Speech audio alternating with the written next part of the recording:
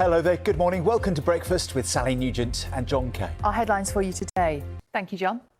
Now, a decision on whether the government will scrap the Birmingham to Manchester section of the HS2 rail line is expected to be made later this week. The future of the project has come into question in the face of rising costs. But scaling back the route has been criticised by business leaders who say the government would be abandoning the North and the Midlands. Here's our business reporter, Nugent.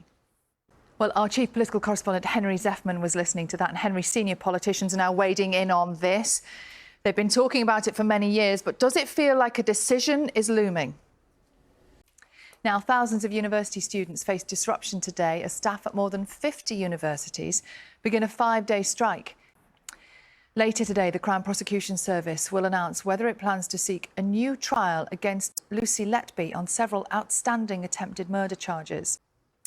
The Liberal Democrats have become the first major political party to agree on an early version of a manifesto ahead of next year's expected general election. Today is the final day of the party's annual conference in Bournemouth, and our political correspondent Peter Saul is there for us this morning. Peter, morning to you. What policies are the Lib Dems promising in their manifesto? Speaking to the leader of the Liberal Democrats, Ed Davey, at 7:30 this morning. We can ask him about that.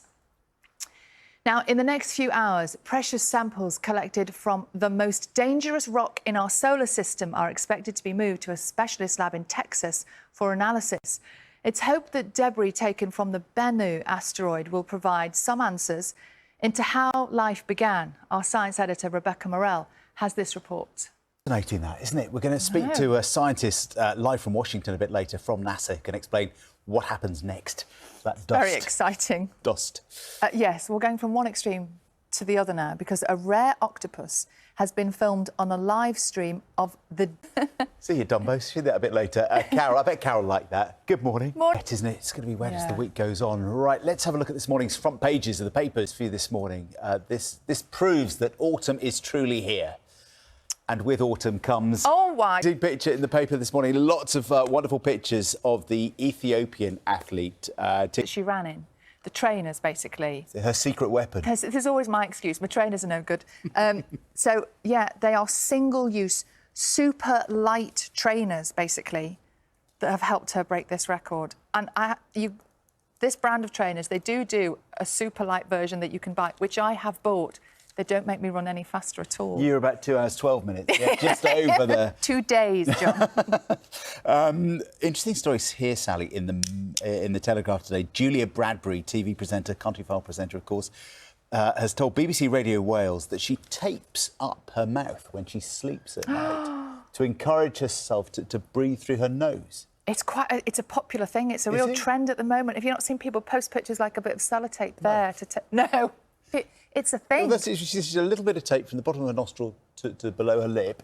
It makes me start to panic better, just thinking about it. Sleeps better, feels better. I know lots of people say it's brilliant for you, but it makes me feel slightly claustrophobic. No good for the beard. That same problem, yes. 6:20.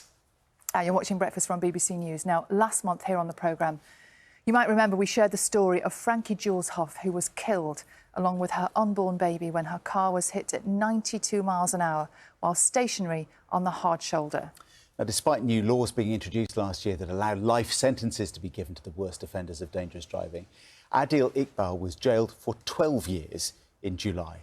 Frankie's partner Calvin is now supporting a campaign calling for the end to lenient sentences and has been to meet other families who've also lost loved ones to reckless driving. Jay McCubbin has the story. It's Jay McCubbin reporting, and a bit later we're going to hear from Detective Chief Superintendent Andy Cox of the Metropolitan Police to talk about the police strategy on this and what we can all learn going forward. That'll be at 8:10. Now it's time to get the news, the travel and the weather where you're waking up this morning.